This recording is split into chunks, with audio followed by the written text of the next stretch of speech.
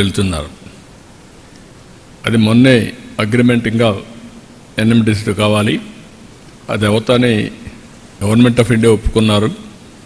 Raw material ఇస్తే ఇమీడియట్గా start చేస్తారు. 1,35,000 కోట్ల రూపాయలతో పెట్టడానుకున్నారు. ఒక ఫేజ్, 2 ఫేజ్ సమారిగా. ఎల్జీ ఎలక్ట్రానిక్స్ ఒక 5,000తో పెడుతున్నారు. ఎనర్జీలో మేజర్గా ఒక 2 ప్రాజెక్ట్స్ ఇప్పుడే స్టార్ట్ అయినాయి. 1,87,000 కోట్లతో NTPC generation company joint venture 50-50 ఒకటి స్టార్ట్ అవుతుంది. గ్రీన్ కో ఏదైతే clean energy almost all complete అయ్యింది, హైబ్రిడ్ మోడల్, అది కూడా మీరు చూసినప్పుడు సోలార్, విండ్, పంప్డ్ ఎనర్జీ కలిపి చేశారు. ఇప్పుడు గ్రీన్ అమోనియా 1 ఇయర్ లోపల ప్రపంచానికి ఇంట్రడ్యూస్ చేయబోతున్నాం from Kakinada. Nagarjuna fertilizers plant తీసుకొని వాళ్ళు వర్క్ స్టార్ట్ చేస్తారు. 1 ఇయర్లో ఫైనలైజ్ చేస్తారు. 1 ఇయర్లో ఫస్ట్ టైం అందరూ మాట్లాడుతున్నారు ప్రపంచం అంతా. మనం రిజల్ట్స్ చూపిపోతున్నాం. ఆ ప్లాంట్లో కూడా పెట్రోనాస్ ప్లస్ గ్రీన్ కో ఇద్దరు కలిసి జాయింట్ వెంచర్లు వెళ్తున్నారు. మార్కెట్ కూడా ట్యాప్ చేసుకుంటున్నారు. They are going ahead. అదే మరిగా రిలయన్స్ దగ్గర ఒక 65,000 కోట్లు పెట్టి బయోఫ్యూయల్ పెద్ద ఎత్తున వెళ్తున్నారు. 500 యూనిట్లు పెట్టబోతున్నారు. అవి కూడా వర్క్ స్టార్ట్ అవుతుంది. ఇవన్నీ మనం చూసినప్పుడు టార్గెట్ 10 లక్షల కోట్ల రూపాయలు ఒక్క green energy, green hydrogen, downstream ఇండస్ట్రీస్కి వెళ్తున్నాం. ఇంకొక పక్కన various types of industry, service sector Google వస్తే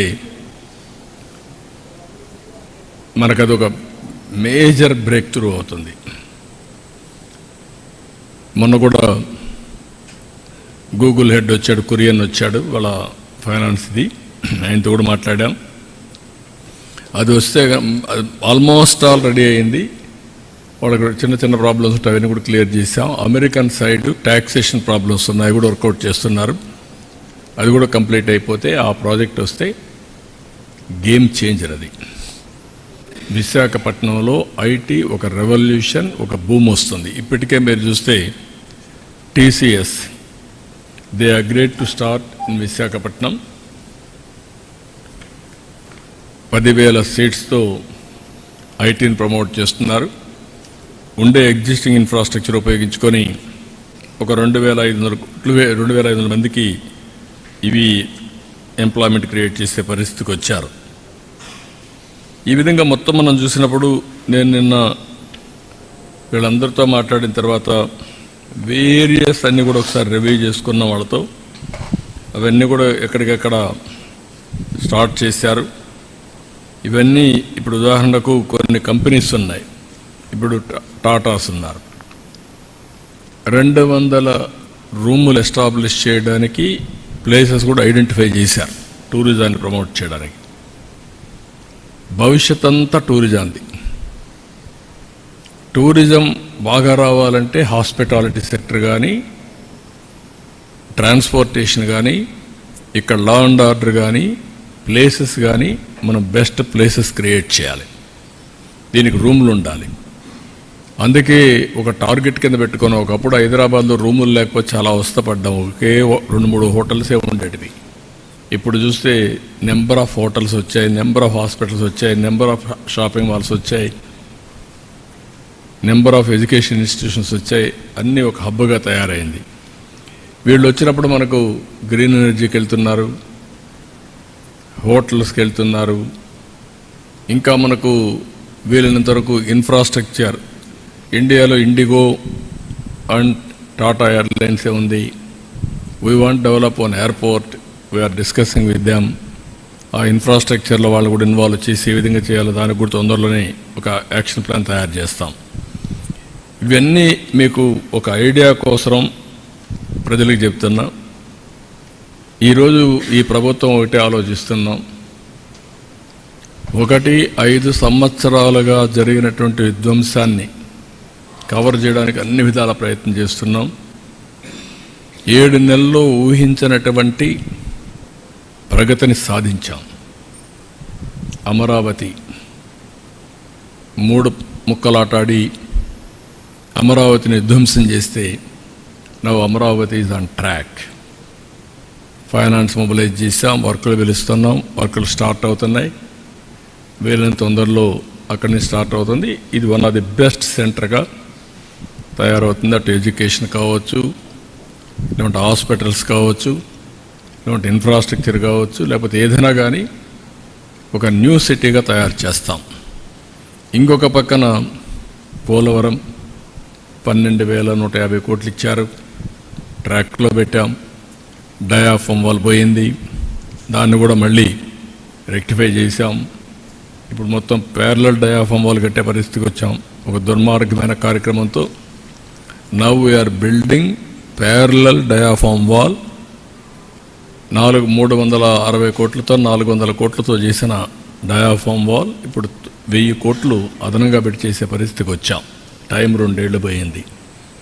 ఏదైనా ఒక టైం బౌండ్ ప్రోగ్రాం పెట్టుకున్నా 2000 డిసెంబర్ లోపల Polavaram will be completed. Diaphragm wall కూడా స్టార్ట్ చేశాం. ఇంకా అది ట్రాక్ మీద ఎక్కే పరిస్థితి తీసుకొచ్చాం. పెండింగ్లో ఉండే రైల్వే జోన్ క్లియర్ చేశారు, ఫౌండేషన్ వేశారు, వర్క్ స్టార్ట్ అయింది. ఆల్మోస్ట్ ఆల్ కొలాప్స్ అయిపోయినటువంటి BIFR పోయినటువంటి స్టీల్ ప్లాంట్ ఆర్ ప్రైవేటైజేషన్ చేయాల్సిన స్టీల్ ప్లాంట్ 13,000 కోట్ల రూపాయలతో రివైవల్ ప్యాకేజ్ ఇచ్చారు. ఇది అసాధారణమైన విషయం.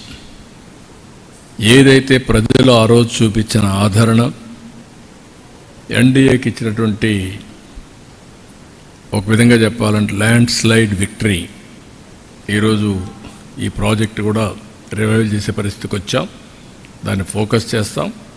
మళ్ళీ విశాఖపట్నం ఆంధ్రుల హక్కు, ఆత్మ గౌరవాన్ని కాపాడే ప్రాజెక్ట్ ఇది. దీన్ని ఏం చేయాలో చేసి ముందుకు తీసుకెళ్తాం. అంటే ఎందుకు ఇవన్నీ మీకు చెప్తున్నానంటే, ఇక్కడ ఇంకా కూడా విధ్వంసం చేసిన వ్యక్తులు కూడా గొంతు చించుకుంటున్నారు. అంటే ఏదో ఒకటి 24 గంటలు ఈ రాష్ట్రాన్ని సర్వనాశనం చేయాలి, విధ్వంసం చేయాలి, డెవలప్మెంట్ జరగకూడదు. 5 సంవత్సరాల్లో 1,000 కోట్ల రూపాయల ప్రాజెక్ట్ ఏదైనా జరిగిందా? ఉండే ప్రాజెక్టులు వెళ్ళిపోయినాయి.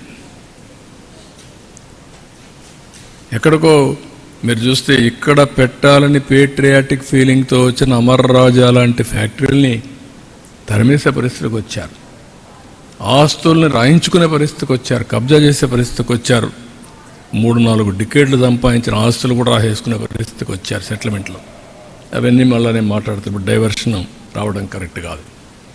అవన్నీ కూడా సెట్ చేస్తున్నాం. నా ఏం ఏంటంటే మెయిన్గా మీరు మొన్న కూడా మీకు GSTP ప్రజెంటేషన్ చేశాను. నా ప్రతి ఒక్క ఎఫర్ట్ కామన్ మ్యాన్ ఆదాయం ఎట్లా పెంచుతాం,